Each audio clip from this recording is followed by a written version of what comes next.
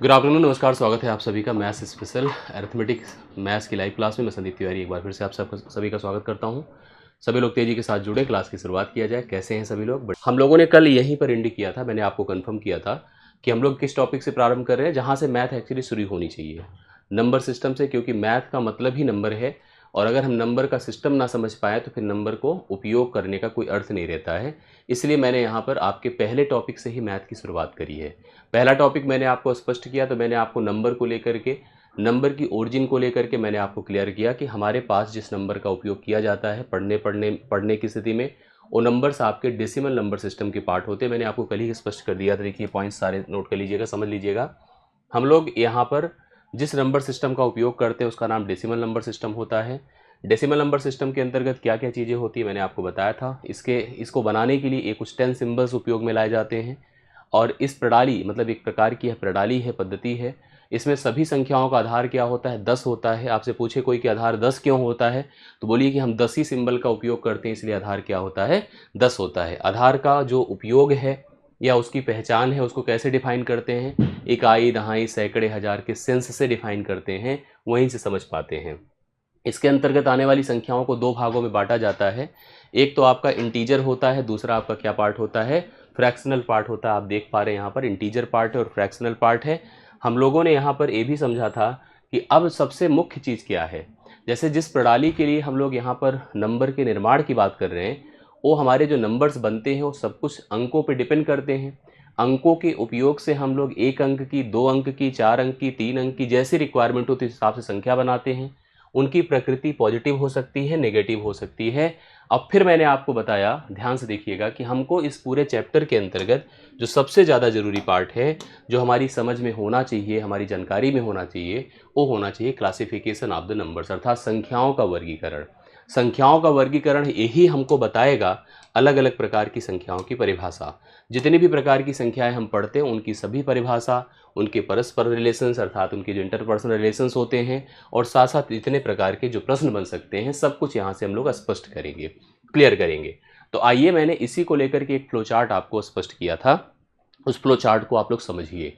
मैंने यहाँ पर एक डायग्राम ऐसे बना कर दे दिया था। मुझे विश्वास है कि आप सभी लोगों ने इस डायग्राम को देखा होगा, बनाया होगा कॉपी पे। अगर आप अपने स्टडी टेबल में जहाँ पढ़ते हैं वहाँ सामने ऐसा ही डायग्राम एक कॉपी में बढ़िया से डिज़ाइन करिए और लगा लीजिए। सबको समझ में आए, आपको भी समझ में आए कि कौन संख्या क्या कैसे है।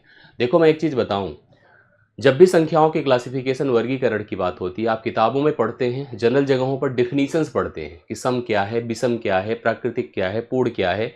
इनकी परिभाषाएं तो हम जान जाते हैं, लेकिन सबसे ज़्यादा जरूरी है कि उनके रिलेशंस क्या हैं, कौन संख्या किससे संबंधित है। इसके लिए मुझे इन क्लासिफिकेशंस की ज़रूरत है, इनके आपस में संबंधों की ज़रूरत है, कि शुरुआत कहाँ से हुई उसके ओरिजिन की ज़रूरत है। तो हमने इसीलिए शुरुआत जहाँ से नंबर्स पैदा होते हैं, नंबर्स क्रिएट किए जाते हैं, वहाँ से लेकर के बंटवारे की बात करी है। आप लोगों ने इसी डायग्राम को पूरा देखा होगा। अब इस डायग्राम को जो है, यस बिल्कुल नोट्स बनाते चलिए आप सभी लोग। अब इस डायग्राम को डिफाइन करते हैं। तो सबसे पहले आपको हेडिंग करना है अपनी कॉपी में, नंबर को जो हम शुरुआत इनिशिएट कर सकते हैं, या हम कह दें कि एक हम ऐसे रूम बना दें पूरी संख्याओं को कंट्रोल करने के लिए। मैंने एक सर्वर बना दिया, एक बड़ा सा रूम बना दिया, और उस रूम का नाम ऐसा रखा कि दुनिया की कोई संख्या उस रूम में फिट हो जाए। उस रूम का नाम है कॉम्प्लेक्स नंबर। कॉम्प्लेक्स नंबर, जिसको आप लोग क्या कहते हैं हिंदी में? सम्मिश्र संख्या। ध्यान से देखिएगा, इसको हम लोग कहेंगे सम्मिश्र संख्या। मेरी बात को खूब अच्छे से क्लियर करते चलिएगा। सम्मिश्र संख्या, ये पूरी संख्याओं को कंट्रोल करने वाला एक रूम है बड़ा सा। इसमें आप किसी भी नंबर को ले जाइए, फिट करिए, रखिए, वो अपने आप एडजस्ट हो जाएगा। क्योंकि हम दुनिया की किसी भी संख्या को जो डेसिमल नंबर सिस्टम के अंतर्गत हम उपयोग में लाते हैं, चाहे वो धनात्मक हो, ऋणात्मक हो, भिन्नात्मक हो, दशमलव की हो, कैसी भी हो, उन हर संख्या को हम लोग एक नाम दे सकते हैं, एक जगह दे सकते हैं, और उसका नाम है एक सम्मिश्र संख्या, कॉम्प्लेक्स नंबर। आप किसी संख्या को कॉम्प्लेक्स कह दीजिए, वो मना नहीं करेगा, या आपको कभी भी गलत नहीं ठहराया जाएगा कि आप गलत बोल रहे हैं। Every number in under the decimal number system is called complex number. सभी संख्याओं को सम्मिश्र संख्या कहा जा सकता है। मैं यहाँ पर एक लाइन वर्डिंग करता हूँ और उसी हिसाब से हम लोग आगे बढ़ते जाते हैं। हमने लिखा कि डेसिमल नंबर सिस्टम, ध्यान से देखिएगा, decimal number system, decimal number system अर्थात दशमलविक दशमलविक संख्या प्रणाली, दशमलविक संख्या प्रणाली के अंतर्गत आने वाली सभी संख्याएं कॉम्प्लेक्स नंबर अर्थात सम्मिश्र संख्या कही जा सकती हैं। ठीक है, कही जा सकती हैं मतलब मैं किसी भी संख्या को कॉम्प्लेक्स नंबर कह दूंगा तो हम मना नहीं करेगा। आप पॉइंट कर लीजिएगा अपनी कॉपी में कि जितनी भी संख्याएं हम लोग अपनी इस प्रणाली के अंतर्गत उपयोग में लाएंगे, जिसका उपयोग करेंगे, the every number is called the complex number. आप सभी संख्या को सम्मिश्र संख्या कह सकते हैं। यह जो सम्मिश्र संख्या होती है वो दो भागों में बढ़ जाती है, ध्यान से समझिएगा। यह सम्मिश्र संख्या पुनः दो भागों में इसको हम बांट सकते हैं। इसे हम दो भागों में विभाजित किया जा सकता है, कर सकते हैं। दो भागों में इसे विभाजित किया जा सकता है, विभाजित किया जा सकता है। जो संख्याएं बनती हैं उनको हम दो पार्ट्स में डिवाइड कर सकते हैं। जैसे आपने देखा कि इसका नाम क्या है, कॉम्प्लेक्स नंबर। समझिएगा, कॉम्प्लेक्स को हिंदी में सम्मिश्र संख्या कहते हैं। अब इसको कभी कभी हम लोग प्रेजेंट कर देते हैं सी से या जेड से, ऐसे जनरली डिफाइन कर देते हैं। लेकिन मैंने कहा इसको दो पार्ट्स में हम डिवाइड कर सकते हैं, दो रूपों में, दो नामों में इसको हम ब्रीफ कर सकते हैं। एक का नाम होता है real number. Real number Hindi में क्या कहते हैं, इसको वास्तविक संख्या, इसको वास्तविक संख्या कहते हैं। दूसरा नंबर क्या है बताइए, कॉम्प्लेक्स इमेजिनरी नंबर। दूसरा नंबर क्या है, इमेजिनरी नंबर। आप पॉइंट कर लीजिएगा, दोनों के बारे में मैं बताता हूं। Imaginary number, imaginary number Hindi में क्या कहेंगे, काल्पनिक संख्या। काल्पनिक संख्या, काल्पनिक संख्या को हम आभासी संख्या भी कह देते हैं। बात एक ही है, वही चीज़ है जिसका हम इल्यूशन, केवल भ्रम रहता है। आभासी संख्या भी हम लोग कह सकते हैं। अंग्रेजी में इमेजिनरी नंबर, हिंदी में काल्पनिक संख्या या आभासी संख्या ही आपकी क्या कहलाती है, इमेजिनरी नंबर। ध्यान सुनिएगा, जैसे देखिए हमने कहा संख्याओं के दो नाम डिस्ट्रीब्यूट करे जा सकते हैं। अगर हम आपने एक रूम बड़ा सा बना दिया और उस रूम में ही हमने कहा कि दुनिया की हर संख्या जो इस प्रणाली से आ रही हैं वो सब फिट हो सकती हैं, तो उसको दो भागों में हम डिवाइड कर सकते हैं। एक तो रियल नंबर, दूसरा इमेजिनरी नंबर। जैसे हमारी लाइफ, आप सोचो कि अगर हम पूरे वर्ल्ड में रहते हैं, पूरे विश्व में रहते हैं, और हम उस पूरे विश्व की बात अगर करें, सभी पर्सन्स को या सभी परिस्थितियों को डिफाइन करें, तो दो प्रकार के वर्ड हम जनरेट कर सकते हैं या डिफाइन कर सकते हैं। एक होता है रियल वर्ड, एक होता है इमेजिनरी वर्ड।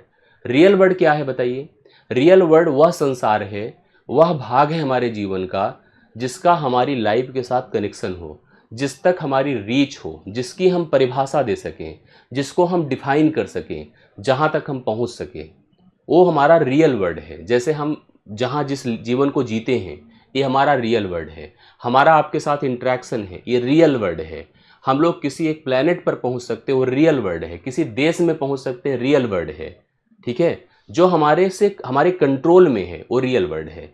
और जिस तक हमारी कोई रीच ना हो, जिस तक हम पहुँच ही ना सकें, जिस तक हमारा कोई कंट्रोल ना हो, वो इमेजिनरी वर्ड है। जैसे आपने सुना होगा, लोग कहते हैं कि इंसान अच्छे कर्म करो नहीं तो मर के स्वर्ग में चले जाओगे, सॉरी नरक में चले जाओगे। और ये कहते हैं कि बहुत अच्छा कर्म करता है इंसान, मर के स्वर्ग में जाता है। भाई ये बहुत अच्छे आदमी हैं, मर के सीधा स्वर्ग में जाएंगे, इधर उधर नहीं रहे, भटकेंगे नहीं। ऐसी बातें हम लोग सुनते हैं। क्या आपने स्वर्ग नरक देखा है? या वह व्यक्ति जो स्वर्ग में गया, कुछ दिन गुजारा और उसके बाद लौट के आया, आपको बताया कैसे कैसे क्या होता है? किसी ने देखा नहीं है, केवल एक भ्रम है, एक आभासी, हमारे जीवन की, हमारे आभासी एक इमेजिनरी पार्ट है जिसको हम केवल रियलाइज कर सकते हैं, सोच सकते हैं। मर के स्वर्ग जाना, मर के नरक में जाना, आज तक किसी ने नहीं देखा कि क्या होता है, कैसे होता है, क्योंकि हम उसको डिफाइन नहीं कर पा रहे हैं। उसकी कोई परिभाषा नहीं है, उस तक हमारा कोई कंट्रोल नहीं है। कंट्रोल तो हम तब मानते जब आप कुछ दिन जाते, स्वर्ग में रहते, वहाँ समय गुजारते और लौट के आते और बताते कि ऐसे ऐसे स्वर्ग में होता है। आप मर के नरक में जाते, वहाँ कुछ दिन रहते, वहाँ समय गुजारते और आके बताते कि ऐसे ऐसे वहाँ होता है। तब तो हम मानते कि स्वर्ग है, ये नरक है। अभी तो हम लोग जनरल सोच रहे हैं, हम तो समझ ही नहीं पा रहे हैं, हम उसकी डिफिनीशन ही नहीं दे सकते हैं। तो इसलिए हम स्वर्ग नरक को ऐसे डिफाइन नहीं कर सकते, उसको अपने जीवन का रियल पार्ट नहीं मान सकते हैं। उसको हम अपने जीवन का इमेजिनरी पार्ट ही मानते हैं, काल्पनिक भाग ही मानते हैं। आपको स्वर्ग नरक को लेकर के क्या परिभाषा दिमाग में आती है? मुझे तो बस इतनी ही आती जो मैंने सीरियल में देखा है, टीवी सीरियल्स में जो पौराणिक धारावाहिक चलते हैं उनमें हमने देखे हैं कि स्वर्ग है, बड़ा सा आकाश में ही एक सिंहासन लगा हुआ है, एक मतलब दरबार बना हुआ है, भगवान इंद्र बैठे हैं, लोग बैठे हैं, बड़ा खुशनुमा माहौल है वहाँ पर, अच्छा लग रहा है, लोग के साथ अच्छा ट्रीट हो रहा है। नरक के बारे में तो मतलब बहुत सारी मोरल स्टोरीज हमने सुनी है, हमने टीवी सीरियल्स में भी देखा है कि वहाँ पर जो है जो जैसा किया है उसी हिसाब से उसको दंड मिल रहा है। यमराज जी हैं, बड़े बड़े दूत हैं उनके, काट रहे हैं, मार रहे हैं, दंड दे रहे हैं, सता रहे हैं, क्योंकि आपने जैसा किया था वैसा ही आपको वहाँ पर फल मिल रहा है। ये सब बातें तो मतलब एक होता ना कि जैसे मन में है, भ्रम में है, हमने नहीं देखा है, किसी ने नहीं देखा, ना अभी तक कोई देख पाया है। आई बात समझ में? मेरा ये कहने का अर्थ होता है कि यही चीज़ मैथ में नंबर के साथ भी होता है। जैसे हमारे रियल वर्ल्ड में ऐसा होता है, वही सेम टू सेम हमारे कहाँ पर होता है बताइए? वही हमारे नंबर में भी होता है। नंबर भी दो प्रकार के होते हैं, एक वास्तविक हो गया, दूसरा क्या हो गया? काल्पनिक। दोनों कहाँ से बने हैं? कॉम्प्लेक्स से। अर्थात हम ये भी कह सकते हैं कि हम अपनी पूरी संख्याओं के समूह को, जिसे कॉम्प्लेक्स नंबर कह रहे हैं, दो भागों में बांट सकते हैं, या हमारा कॉम्प्लेक्स नंबर सम्मिश्र संख्या इन दो भागों रियल और इमेजिनरी के कॉम्बिनेशन से मिलकर बना हुआ है। इमेजिनरी की परिभाषा या कॉम्प्लेक्स की परिभाषा 11th क्लास में आपने कॉम्प्लेक्स नंबर पढ़ा होगा। पहले कॉम्प्लेक्स नंबर हमारे कॉम्पिटिटिव एग्जाम का हिस्सा बहुत कम हुआ करता था, आजकल डायरेक्टली प्रश्न आने लगे हैं, इसलिए कॉम्प्लेक्स नंबर को भी हम मतलब ऐसे टेक फॉर ग्रांटेड नहीं ले सकते हैं। हम अपनी परीक्षा में की तैयारियों में कॉम्प्लेक्स नंबर को शामिल करेंगे और हम इसके बारे में भी आपको डिफाइन करेंगे, इससे भी रिलेटेड जो प्रश्न बनेंगे उसको भी मैं आपको क्लियर करूंगा। तो आइए सबसे पहले अब इन्हीं के बारे में समझना शुरू करते हैं। मैंने आपको बताया कि अपना जो कॉम्प्लेक्स नंबर था जिसको आपने हिंदी में क्या बोला था? सम्मिश्र संख्या। सम्मिश्र संख्या यह दो भागों में बटी, किस में बटी बताइए? एक बनी आपकी वास्तविक संख्या, रियल नंबर, देखिए कैसे बनी ना, ऐसे बटी, अभी हम लोग यही डिस्कस कर रहे थे, रियल नंबर। हाँ, रियल नंबर जिसको हमने क्या कहा? वास्तविक संख्या नाम दिया, वास्तविक संख्या नाम दिया। दूसरा हमारा क्या बना बताइए? Imaginary number. इमेजिनरी नंबर जिसको आपने क्या नाम दिया बताइए? काल्पनिक संख्या नाम दिया, इसको आपने काल्पनिक संख्या नाम दिया। रियल नंबर को हम कैपिटल आर से प्रेजेंट करते हैं, कैपिटल आर है रियल नंबर, ठीक है। एक हमने अगर रियल को डिफाइन कहीं करना हो तो we can say that it's a real number और डिनोटेड बाय कैपिटल आर, मतलब आप कभी कह सकते हैं कि वास्तविक संख्या को हम कैपिटल आर से प्रेजेंट करते हैं। हम उन संख्याओं के समूह को वास्तविक कहते हैं जो संख्याएं परिभाषित हैं। जिन संख्याओं को एक संख्या रेखा होती है जिसे वास्तविक संख्या रेखा कहते हैं, उस पर प्रेजेंट कर सके, प्लाट कर सके। अगर मैं एक लाइन में डिफिनीशन आपको दूंगा, बाद में सबसे पहले मैं इसको कंक्लूड करूंगा, तब मैं रियल की तरफ और डिफाइन करूंगा, मतलब और मैं ज़्यादा ब्रीफ करूंगा। लेकिन अभी एक जनरल बात आप रियल के बारे में जान लीजिएगा। मैंने कहा, ध्यान सुनिएगा, संख्याओं का वह समूह, डिफिनीशन नोट करिएगा, संख्याओं का वह समूह, संख्याओं का वह समूह जिन्हें संख्या रेखा रियल नंबर लाइन कहलाती है, संख्या रेखा पर प्रदर्शित किया जा सके वास्तविक संख्या कहलाती है। क्या कहलाती है? वास्तविक संख्या कहलाती है, उसे हम वास्तविक संख्या कहते हैं। फिर से ध्यान दीजिएगा, क्या बोला मैंने? संख्याओं का वह समूह जिन्हें संख्या रेखा अर्थात रियल नंबर लाइन पर प्रदर्शित किया जा सके वास्तविक संख्या कहलाती है। इसे हम किससे? कैपिटल आर से प्रदर्शित किया जाता है, जिन्हें कैपिटल आर से प्रदर्शित करते हैं। इसको जरूर दिमाग में रखिएगा, कॉपी में भी लिखिएगा, प्रदर्शित करते हैं। अब आप कहोगे सर ये वास्तविक संख्या क्या है, रेखा क्या है? भैया एक सीधी सरल रेखा ही वास्तविक संख्या रेखा है। It's a real number line. ये देखिए हमने बना दिया, अभी मैं इसको और डिटेल से लेकर चलता हूँ। इट्स रियल नंबर लाइन, मैंने ऐसे लिख दिया, देखिए इसको, रियल नंबर लाइन। ये रियल नंबर लाइन उसी तरह से है जैसे आपकी स्केल है, जो पटरी यूज करते हैं नापने के लिए, जैसे घड़ी है, मेजरमेंट, ऐसे ही वो भी वास्तविक संख्या रेखा के कॉन्सेप्ट पर काम करती है। मतलब आप ऐसे समझ लीजिए कि दुनिया की कोई भी संख्या जिसका कैलकुलेशन में इन्वॉल्वमेंट होता है, जो हमारे प्रश्नों में होता है, जो हमारे उत्तर में होता है, जिनका हम लोग उपयोग करते हैं पूरी मैथमेटिक्स में, उन हर संख्या को हम इस नंबर लाइन पर प्लॉट कर सकते हैं, दिखा सकते हैं। और मैंने आपको कहा जिन जिन को आप दिखा पाओगे वही आपकी रियल नंबर लाइन है, वही रियल नंबर है, वही वास्तविक संख्या है। इनके प्रेजेंटेशन को कुछ ऐसे प्लाट किया जाता है कि बीच में जीरो होता है, जिसे न्यूट्रल या उदासीन कहा जाता है, इसका कोई चार्ज नहीं होता है। जीरो के अगर हम राइट बढ़ते हैं धनात्मक की तरफ, मतलब इधर की तरफ, तो आपको +1 मिलता है, +2 मिलता है, +3 मिलता है, +4 मिलता है, ऐसे सोन हम प्लस इन्फिनाइट तक जा सकते हैं, अनंत तक। गिनती बंद नहीं हो जाएगी, जीवन बंद हो जाएगा, गिनती नहीं बंद होगी। ऐसे अगर इधर चलते हैं तो -1 मिलता है, -2 मिलता है, -3 मिलता है, -4 मिलता है, ऐसे सो ऑन माइनस इन्फिनाइट तक हम लोग पहुंच जाते हैं। यही संख्याओं के कलेक्शन अर्थात उसके कलेक्शन के साथ साथ उसके डिस्ट्रीब्यूशन को भी प्रेजेंट करता है। मतलब एक तो इस संग्रह है कि आप सब कुछ यहीं रख सकते हैं, और ये बंटवारा भी है संख्याओं का बाय नेचर कि अगर हम इधर जाते हैं तो हम धनात्मक संख्याओं का उपयोग कर रहे हैं राइट में, और इधर जाते हैं तो हम ऋणात्मक संख्याओं का उपयोग करते हैं लेफ्ट में। इसमें अभी मैं जनरल एक दो बातें आपको बता रहा हूँ, बाकी फिर मैं लेके चलता हूँ डिफिनीशन में आपको स्पष्ट करूँगा, क्योंकि मुझे सबसे पहले इसको ख़त्म कर देना है, इसको बताकर आपको स्पष्ट कर देना है, फिर इधर हम लोग आगे बढ़ते हैं। तो सबसे पहले लेकिन आप पढ़ रहे हैं तो कुछ बातें तो ज़रूर आपके दिमाग में हो जानी चाहिए, और मुझे लगता है कि वो नोट करते चलिए आप लोग, कोई दिक्कत नहीं है। मैंने क्या बताया, संख्याओं का वह समूह जिन्हें संख्या रेखा पर प्रदर्शित किया जा सकता है वास्तविक संख्या कहलाती है, कैपिटल R से प्रदर्शित करते हैं। रियल नंबर लाइन ऐसी सीधी सरल रेखा है, आप 0 से लेकर बढ़ते जाइए अनंत तक बढ़ सकते हैं, 0 से लेकर उधर बढ़ते जाइए अनंत तक बढ़ सकते हैं। इधर बढ़ेंगे तो पॉजिटिव प्राप्त होगा और इधर बढ़ेंगे तो आपको नेगेटिव प्राप्त होगा। इतनी बातें आपको अभी तक कहानियों में समझ में आई है। और क्या देखिए हमको समझ में आना जरूरी है, समझ में आना ये जरूरी है। जैसे यहीं पर हम पॉइंट फिर कर देते हैं, एक लाइन देखिएगा, ध्यान से देखिएगा। पॉइंट हम ये कर रहे हैं कि जैसे मैं आप लोगों से ही पूछूं, आप लोगों से मैं पूछूं, अगर हम दो वास्तविक संख्याएं ले लें, जैसे मान लीजिए 0 है, 0 से अगर हम 1 की तरफ बढ़ें, 0 से 1 की तरफ बढ़ें, तो 0 से 1 तक पहुंचने में हमें कितनी संख्याओं का सामना करना पड़ता है, अर्थात कितनी संख्याएं फेस करने को मिलती हैं। 0 से 1 के बीच कितनी वास्तविक संख्याएं होती हैं, कौन कौन बताएगा? अगर हमें कमेंट कर दो तो बहुत अच्छा रहेगा। मैं आपको बता दूं, इसको नोट कर लीजिएगा, किन्हीं भी, ध्यान से समझिएगा, किन्हीं भी दो वास्तविक संख्याओं के बीच, वास्तविक संख्याओं के बीच अनंत वास्तविक संख्याएं पाई जाती हैं। ठीक है, अनंत वास्तविक संख्याएं होती हैं, अनंत वास्तविक संख्याएं होती हैं। आप इसको अंग्रेजी में भी पॉइंट कर सकते हैं, there are the infinite numbers, infinite real numbers between any two real numbers. मतलब किन्हीं भी दो वास्तविक संख्याओं के बीच में अनंत वास्तविक संख्याएं होती हैं। जैसे आप इसको समझिए कैसे होती हैं। जैसे आप स्केल देखते हैं तो आपने स्केल में देखा होगा ऐसे डिस्ट्रीब्यूशन होता है।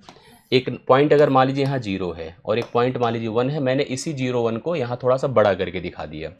अब आप 0 से 1 तक पहुँचो, देखिए ऐसे होता है। हम घड़ी में भी देखिए तो ऐसे ही प्लॉट किया जाता है, स्केल में भी ऐसे बनाया जाता है। देखिए ऐसे 1 2 3 4, 1 2 3 4, 0 से 1 का डिस्ट्रीब्यूशन मैं कर रहा हूँ। इसको आप बोलिए 0.1, इसको बोलिए 0.2, करेक्ट है। फिर से ऐसे डिस्ट्रीब्यूशन कर सकते हो 1 2 3 4, 0.11 0.12, फिर से डिस्ट्रीब्यूशन कर सकते हैं 0.111 0.112। ऐसे बढ़ता जाएगा बढ़ता जाएगा बढ़ता जाएगा, कभी ख़त्म होने वाला नहीं है। मैं यही बोल रहा हूँ कि आप लोगों को ये समझना चाहिए कि कोई भी दो वास्तविक संख्याएं हैं उनके बीच हमेशा अनंत वास्तविक संख्याएं होती हैं। इस बात को एकदम पॉइंट कर लीजिएगा, समझ लीजिएगा। आशा करता हूँ आपको समझ में भी आया होगा। अब एक बात और यहीं पर दिमाग में रखिए, वास्तविक संख्याओं को लेकर के जो बंटवारा हो रहा है, उस बंटवारे में मैंने आपको बताया कि जो बीच का भाग है 0, 0 से अगर हम राइट जाते हैं, राइट जाना मतलब इधर जाना, तो आप धनात्मक वास्तविक संख्याएं प्राप्त करते हैं, और लेफ्ट अगर जाते हैं तो ऋणात्मक संख्याएं प्राप्त करते हैं। 0 खुद न्यूट्रल होता है, उदासीन होता है, उसके ऊपर कोई चार्ज वार्ज नहीं होता है। कैसे? जैसे नाभिक है, न्यूक्लियस आपने सुना होगा, न्यूट्रॉन होता है, प्रोटॉन होता है, इलेक्ट्रॉन होता है। प्रोटॉन पर आप जानते हैं पॉजिटिव चार्ज होता है, इलेक्ट्रॉन चक्कर लगाता है, नेगेटिव चार्ज होता है, और न्यूट्रॉन बैलेंस करने के लिए नेगेटिव चार्ज होल्ड करता है। आपने न्यूक्लियस का जो सिस्टम देखा वही सिस्टम यहाँ पर भी 0 भी होल्ड करता है। 0 के इधर साइड पॉजिटिव उधर नेगेटिव। इसके अलावा एक बात और दिमाग में रखने की ज़रूरत होती है, अगर संख्याएं हमारी राइट में मूव करेंगी कहीं से कहीं तक में, तो आप बढ़ता क्रम अर्थात इंक्रीजिंग ऑर्डर प्राप्त करेंगे, बढ़ेगा। और अगर लेफ्ट में कहीं से कहीं की तरफ बढ़ेंगे तो डिक्रीजिंग ऑर्डर प्राप्त करेगा, मतलब घटता क्रम प्राप्त करेगा। अभी मैं इसके ऊपर और भी बातें आपको बताता हूँ, इसके वर्गीकरण को भी समझाता हूँ, लेकिन इतना जान लीजिए क्योंकि आप लोगों ने जब शुरू किया पढ़ना, देखिए ध्यान से, जब पढ़ना शुरू किया तो मैंने आपको दो चीज़ें यहाँ पर बताई कि कॉम्प्लेक्स नंबर दो भागों में बटेगा। एक तो आपका क्या होगा बताइए, एक वास्तविक संख्या, दूसरी काल्पनिक संख्या। हमारे मन में सबसे ज़्यादा प्रश्न इसी को लेकर के है कि वास्तविक तो चलो ठीक है, ये काल्पनिक क्या होता है, ये काल्पनिक क्या होता है। अभी वास्तविक को हम लेकर और डिफिनीशंस पर आएंगे और परिभाषाओं पर आएंगे और चीज़ें हम कंफर्म करेंगे, लेकिन सबसे पहले जान लीजिए कि काल्पनिक संख्या क्या होती है।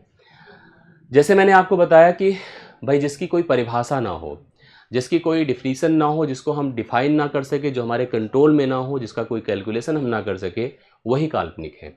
रियलिटी में हमारे दिमाग में दिमाग की एक सोच है। मैं आपको फिर कंफर्म कर दूं, कोई भी संख्या काल्पनिक नहीं होती है। काल्पनिक मन का एक भ्रम है, काल्पनिक हमारे दिमाग की एक सोच है जिसमें हमने संख्याओं को दूसरे रूप में देखा, दूसरे रूप में प्रेजेंट किया, वह संख्या काल्पनिक बन गई। संख्या काल्पनिक नहीं होती है, संख्या काल्पनिक बन जाती है। जैसे कैसे, सुनिएगा, काल्पनिक को अगर मुझे समझाना है, एक संख्या जैसे अगर वर्गमूल, आपने एक टॉपिक मतलब एक ऑपरेटर जानते, जैसे जोड़ना घटाना होता है, स्क्वायर करना होता है, घन करना होता है, ऐसे वर्गमूल होता है। वर्गमूल में क्या करते हैं, कोई एक संख्या लेते हैं और उसका वर्गमूल करने की कोशिश करते हैं। जैसे हमने कहा +4 4 है, इसका वर्गमूल करिए, तो आप कहोगे सर इसका 4 का वर्गमूल 2 हो सकता है, +2 हो सकता है, -2। इसका कारण क्या है, +2 का स्क्वायर करिए तो भी 4 आएगा, -2 का स्क्वायर करिए तो भी 4 ही आएगा। इसका मतलब हमें समझ रहे हैं कि जो वर्गमूल होगा वो संख्या प्राप्त होगी जिसका वर्ग करने से वह संख्या मिल जाए ना। 2 का वर्ग करिए तो भी 4, -2 का वर्ग करिए तो भी 4। अब मैंने आपसे कहा कि भाई आप एक काम करो, √-4 का वर्गमूल करो। आप में से कोई कर सकता है, बताएं हमें कमेंट करके। आपके मन में क्या आ रहा है कि +2 लिखूं, -2 लिखूं, क्या हो सकता है बताइए, कंफर्म करिए। क्या, किसका वर्गमूल क्या होगा -4 का, +2 होगा कि -2 होगा, कौन कंफर्म करेगा, प्लीज़ बताओ। अगर आप पॉसिबल है आपके लिए तो बहुत अच्छी बात है। हाँ, नहीं है, आप सोचेंगे भी तो नहीं कर पाएंगे, मैं श्योर हूँ इस बात के लिए, क्योंकि अगर आप -2 बताओगे, ये देखिए बंटी पाल ने बताया भी -2 बताएंगे तो भी गलत है, +2 तो पॉसिबल ही नहीं हो सकता है। -2 क्यों है गलत, सुनिए, क्योंकि किसी संख्या का वर्ग कभी ऋणात्मक नहीं होता है, वर्ग हमेशा धनात्मक होता है, वर्ग निगेटिव हो ही नहीं सकता है। तो -2 +2 कोई नहीं हो सकता, अर्थात इसका वर्गमूल मैं डायरेक्टली ज्ञात नहीं कर सकता, पॉसिबल ही नहीं है। समझ रहे हैं, इसका वर्गमूल हम डायरेक्ट ज्ञात ही नहीं कर सकते हैं, क्योंकि हम इस बात को जानते हैं, इस बात को आप भी जान लीजिएगा, किसी भी संख्या का वर्ग, किसी भी संख्या का वर्ग हमेशा एक धनात्मक संख्या होती है, एक धनात्मक संख्या होगी। अर्थात square of any number is always a positive number, square of any number is always a positive number. किसी भी संख्या का वर्ग धनात्मक ही हो सकता है, ऋणात्मक हो ही नहीं सकता है। इस बात को पॉइंट करिएगा, आप समझिएगा। अब एक बात दिमाग में रखिए, उसको सोचिए आप लोग, कि जब ए ऋणात्मक संख्या है और इसका हम वर्गमूल करने जा रहे हैं, जिसका वर्गमूल हो ही नहीं पा रहा है, तो इसका सोल्यूशन क्या होगा। तो हम समझ गए कि भाई सोल्यूशन तो डायरेक्ट पॉसिबल नहीं है। इसका मतलब जिस रूप में आपने इस नंबर को रख दिया, देखो इसको रखने में दिक्कत नहीं थी, जिस रूप में आपने इस नंबर को रख दिया, उस रूप ने उस संख्या को इमेजिनरी बना दिया। संख्या थोड़ी इमेजिनरी है, -4 बहुत अच्छी संख्या है, एक संख्या का नेचर है, नेगेटिव संख्या है, 4 का एक नेचर है, 4 का नेचर नेगेटिव है, वो तो वास्तविक संख्या है। ये लाइन पर देखो, यहाँ लिखी भी गई होगी, ये देखिए लिखा था कि नहीं। तो -4 वास्तविक संख्या है, लेकिन -4 का जब वर्गमूल निकालने गए तो संख्या काल्पनिक बन गई। तो मैं आपको अगर डिफिनीशन दूंगा तो उस डिफिनीशन में यही कहूंगा आप लोगों से लिखने के लिए, क्या, किसी भी, देखिए हम ऐसे कुछ नहीं बताएंगे कि आपको बहुत टेक्निकल समझ में आए, हम जनरल बात करेंगे जो जनरल भाषा आपको समझ में आए। क्या लिखिएगा, किसी भी, ध्यान से देखिएगा, किसी भी ऋणात्मक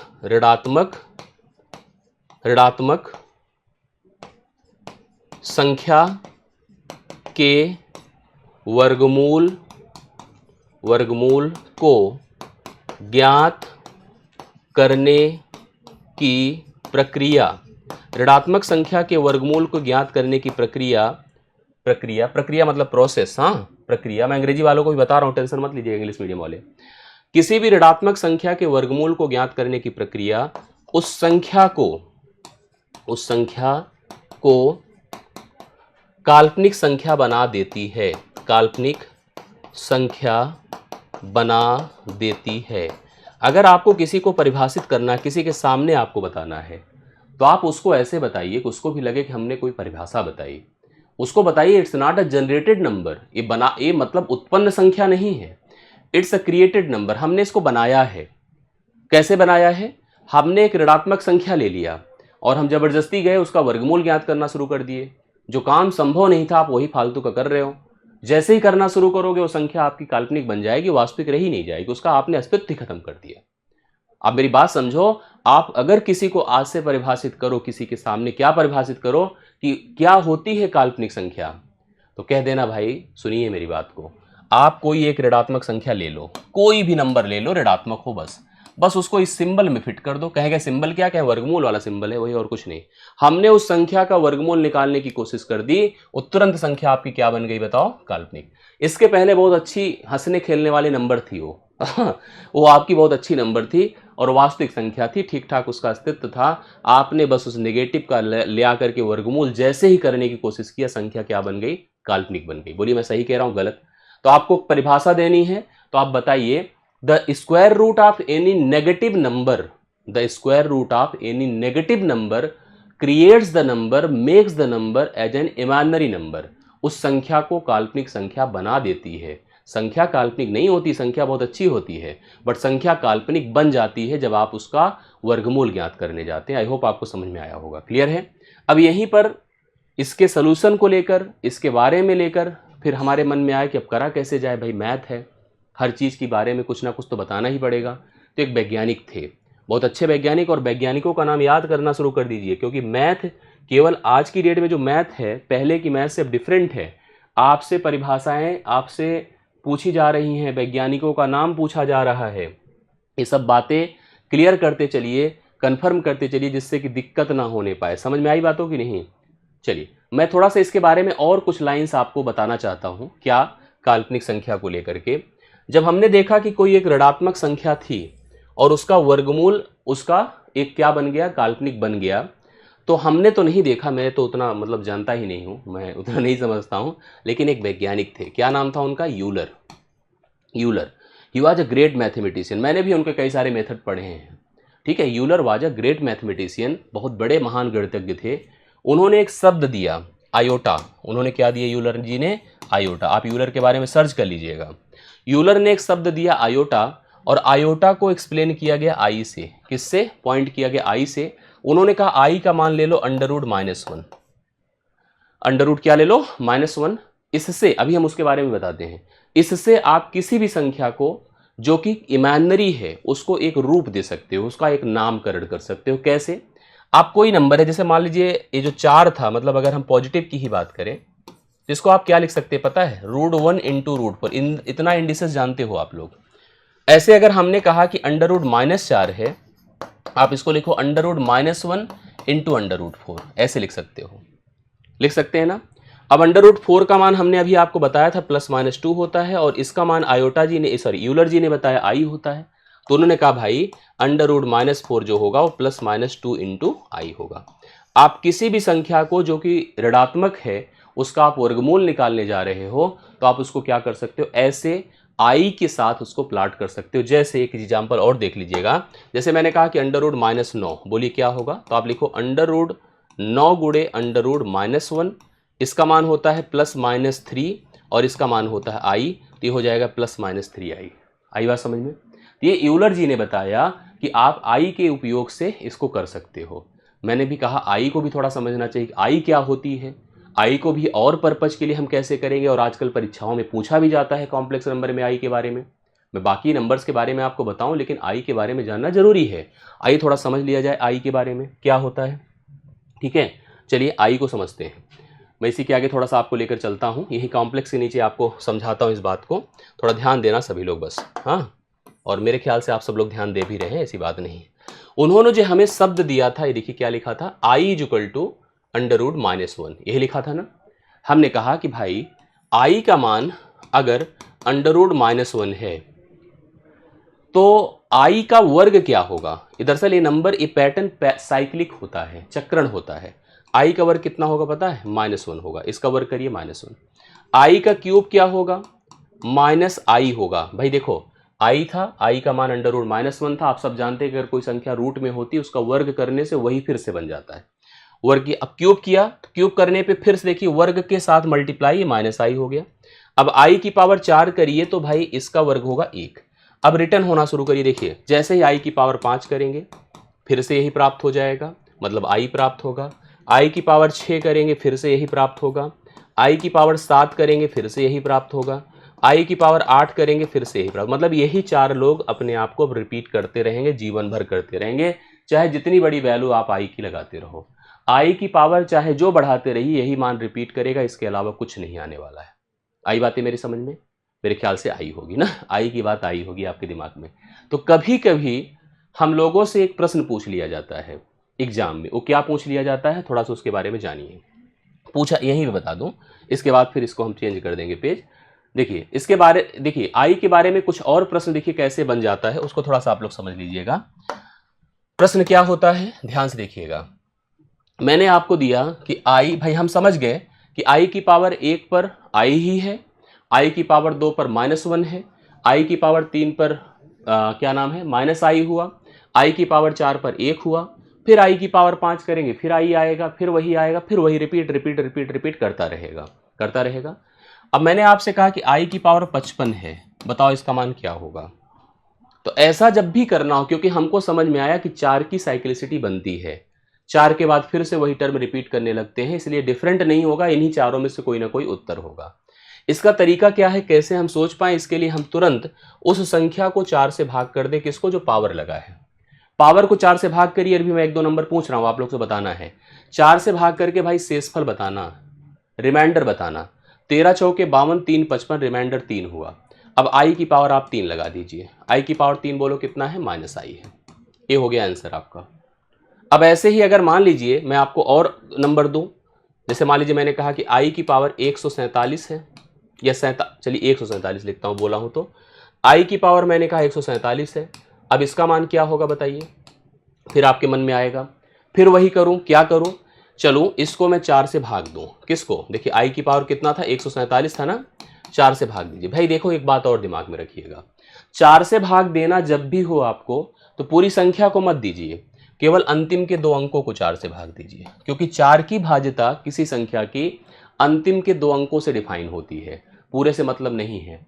तो 4 11 चौके 44, 3 47, अर्थात इसमें भी रिमाइंडर 3 ही आया, और रिमाइंडर जब 3 आया तो आई की पावर 3 कर दीजिए, तो आई की पावर 3 कितना होता है, -i होता है। 1-2 और आप करके बताइए, जैसे मैंने आपको दिया आई की पावर 206, बताइए कितना होगा। आई की पावर 206 है, इसका मान कितना आएगा। अब आप कहोगे आई की पावर अगर 206 है तो हम लोग इस 206 को 4 से भाग देंगे, पूरे को नहीं देना, केवल 6 को दीजिए, 06 को। 4 1 के 4, 4 2 क्या होता है 6, मतलब रिमाइंडर 2 आया। अगर रिमाइंडर 2 आया तो आई की पावर बताइए 2 होगा, और आई की पावर 2 कितना है, -1 है। -1 इसका उत्तर हो जाएगा। आई बात समझ में कि नहीं, -1 इसका उत्तर हो जाएगा। इस तरह से आई का कोई भी पावर हो, आप लोग तुरंत उसका फटाफट सोल्यूशन बता सकते हैं। जैसे मान लीजिए मैं और एक आपको देता हूं, आप उसको भी थोड़ा ट्राई कर लीजिएगा, आई को लेकर के कंफर्म कर देते हैं, ध्यान से देखिएगा। मैंने कहा चलिए आई की पावर अगर मान लीजिए 721 होगा, या 721 है, तो बताइए कितना आएगा 721 पर। तो आपने कहा आई की पावर 721 का मतलब है हमने आई की पावर 721 अर्थात इसको 4 से भाग दिया, 21 को 4 से भाग देंगे, 4 पंचे 20, 21 होगा, आई की पावर 1 होगा, मतलब आई ही होगा, या तो √-1 होगा। बात एक ही है, चाहे ऐसे लिखिए चाहे ऐसे लिखिए, एक ही चीज़ हो गई। अब एक जगह थोड़ा सा डाउट आपको होना चाहिए, और होगा भी, कब, जैसे मान लीजिए मैंने लिखा आई की पावर 188, अब आपने जब इस समय इसको भाग दिया 4 से, यह पूरी तरह से कट जाएगा, और जब पूरी तरह से कट जाएगा तो रिमाइंडर आपका 0 होगा। रिमाइंडर क्या होगा, 0।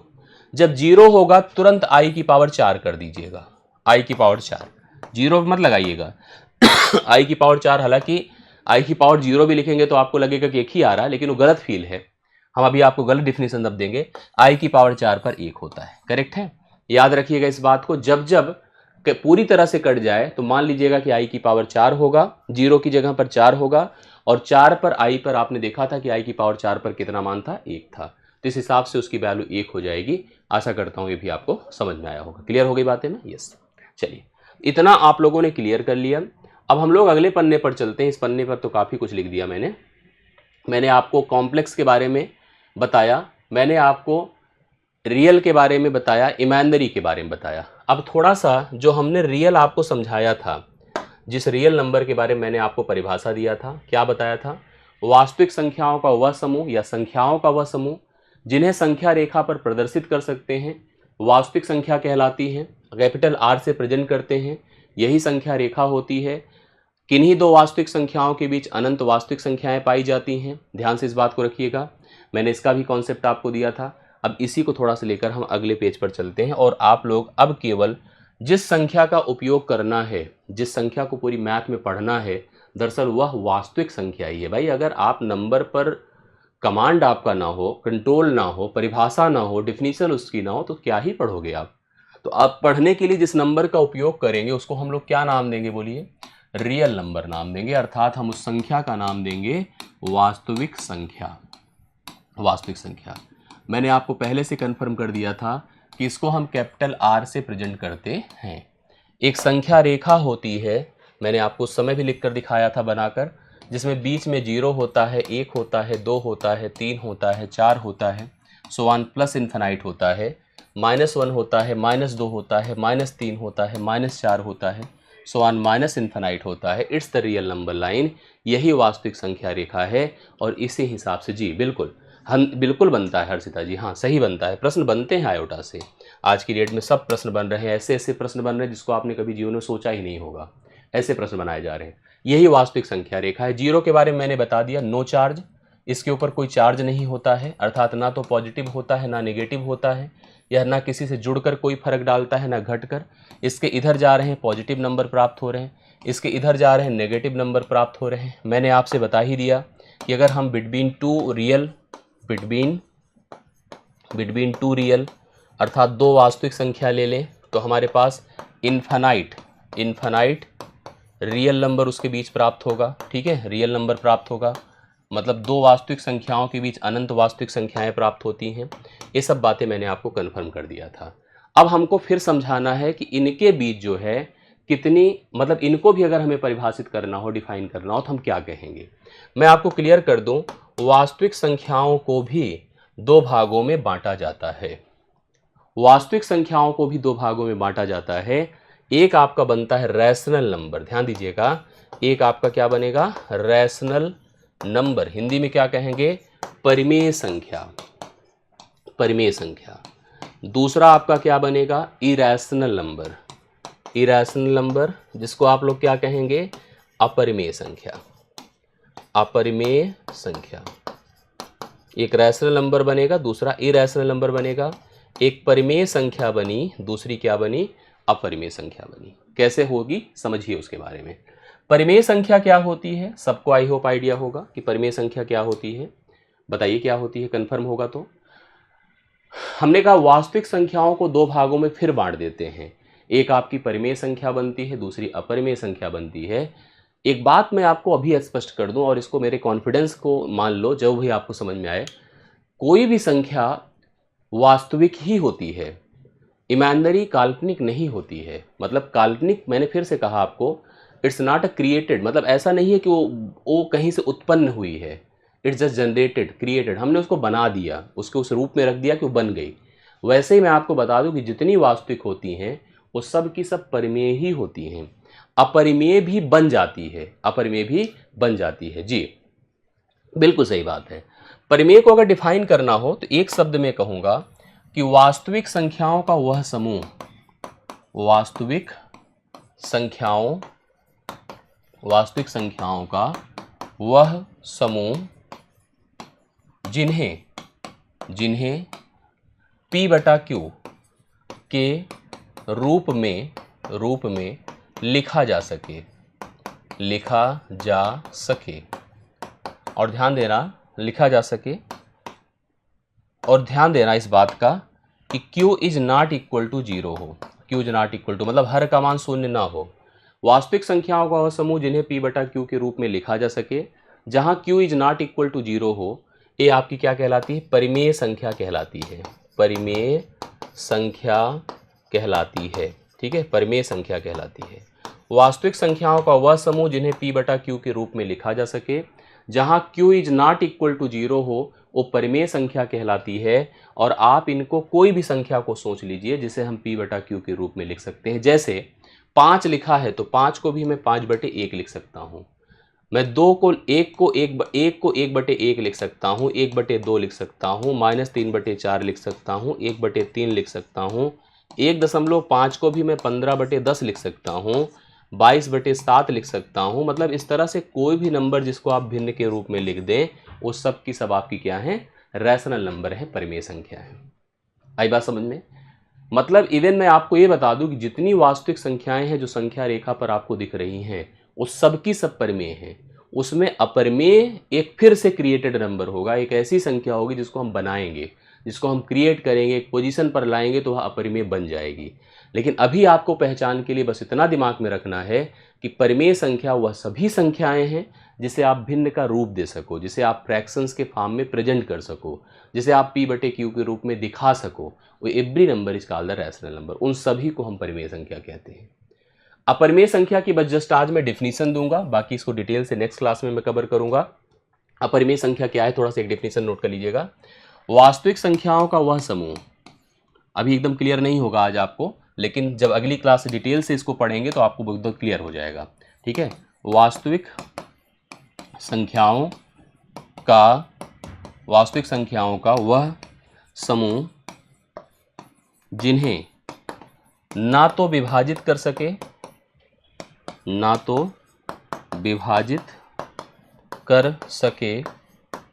और ना ही वह संख्याएं आवर्ती हों। ना तो विभाजित कर सके और ना ही वह संख्याएं आवर्ती हों, अपरिमेय संख्या कहलाती हैं। अपरिमेय संख्या कहलाती हैं। ठीक है, इसको ध्यान दीजिए आप लोग। The irrational number are those number which is neither terminated nor repeated, जिसे ना तो टर्मिनेट कर सके ना ही रिपीट कर सके, इस कॉल्ड द इरेशनल नंबर। इसे ही अपरिमेय संख्या कहा जाता है, इसे हम लोग इरेशनल नंबर कहते हैं। बाकी मैं नेक्स्ट क्लास में कंटिन्यू करूंगा यहीं से, जिस बोर्ड को मैं एंड कर रहा हूं। यहाँ तक सारी बातें नोट कर लीजिएगा। आज की क्लास कैसी लगी आप बताइएगा जरूर। बाकी हम लोग मुलाकात करते हैं नेक्स्ट क्लास में। अभी के लिए मेरी तरफ से इतना ही। बहुत बहुत धन्यवाद। Thank you so much.